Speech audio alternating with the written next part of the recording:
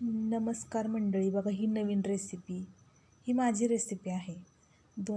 बघा बेसन पीठ घेतले 2 चमचे, गरम मसाला, मीठ, हळद, तिखट सगळं मिक्स करायचं.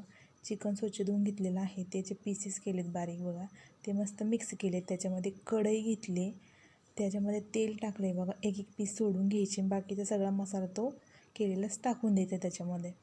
मस्त स्लो गॅसवर मस्त असं मिक्स करून घ्यायचं. बघा त्याच्यानंतर झाकण ठेवायचं, स्लो गॅसच ठेवायचा, झाकण ठेवायचं. मस्त मध्ये मध्ये बघून मिक्स करत राहायचं. बघा मस्त असं आपलं चिकन असं मस्त शिजतं ना, एकच नंबर.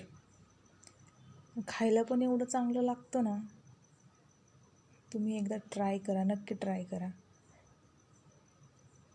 आपण काही कोणाकडून काही रेसिपी घेतलेली नाही, आपली रेसिपी आहे.